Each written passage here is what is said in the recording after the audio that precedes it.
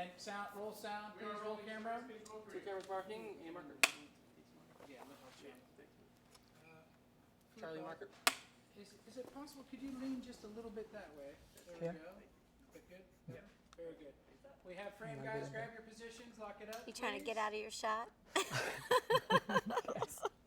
Whenever you're ready, action, sir. For me, oh gosh, I think for me and for so many people, she's in every woman.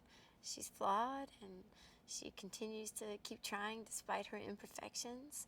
And yeah, I think she's an authentic person, and I think we crave that in our society today, where everybody kind of brands themselves and puts themselves out there, the best version of themselves on social media and things like that. It's nice to see that there's still a person who we can relate to because of her. You know, she's not infallible.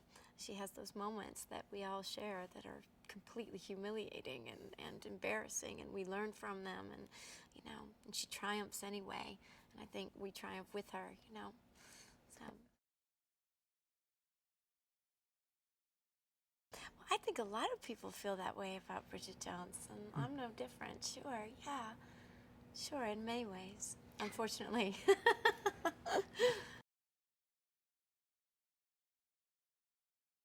Oh, wow. Nowadays. It's interesting. It's something that really has fascinated me for a long time. I felt like in the mid-90s, maybe, the news became sort of commodified. So it was about selling a tagline or sensationalizing something so that it got the most interest for viewership and things like that.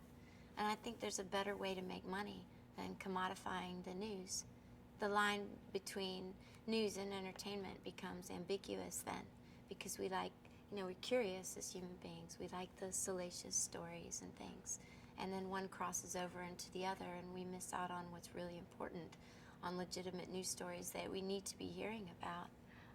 I think the challenge to journalists these days is immense, because the sources are ubiquitous, and it's very difficult to substantiate the truth in any story, because it gets picked up from some online gossip or some tabloid news report that then is perpetuated in social media, and it becomes the truth within instants, just moments, internationally. So how does a journalist decide when CBS Morning News picks up a story that it's actually the truth? You know, it becomes difficult, I think, to be able to differentiate, and I think that's dangerous. I think it has a trickle-down effect that could be really problematic further down the line, you know. No, I'm lazy. I'm lazy when it comes to that stuff, and I can, you know, I'm busy with other things, so I can't imagine that I could keep up with something like that. And also, you know, I don't know.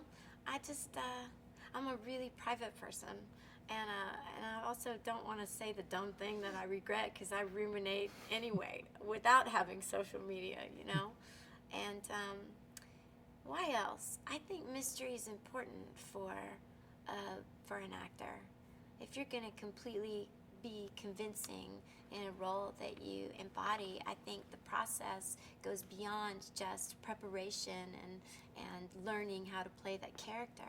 I think anonymity works in your favor, because if people don't know every single thing about you, and they're not thinking about who you are when they go and see your work, I think it can be more effective.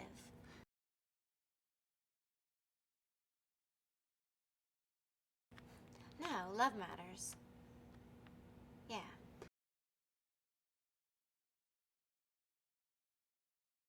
Oh, sure. David Bowie was one. Herbie Hancock. As an actor, Daniel Day-Lewis. I think that goes back to what we're talking about, anonymity. You know so little about him that when he shows up as a character, you dive right in and go on the journey with him, and you're not thinking about that thing he posted or those 900 pictures you just saw of him. You know what I mean? Thank you very much. Yeah, thank you too. Nice to talk to you. Nice to talk to you. Great job, guys.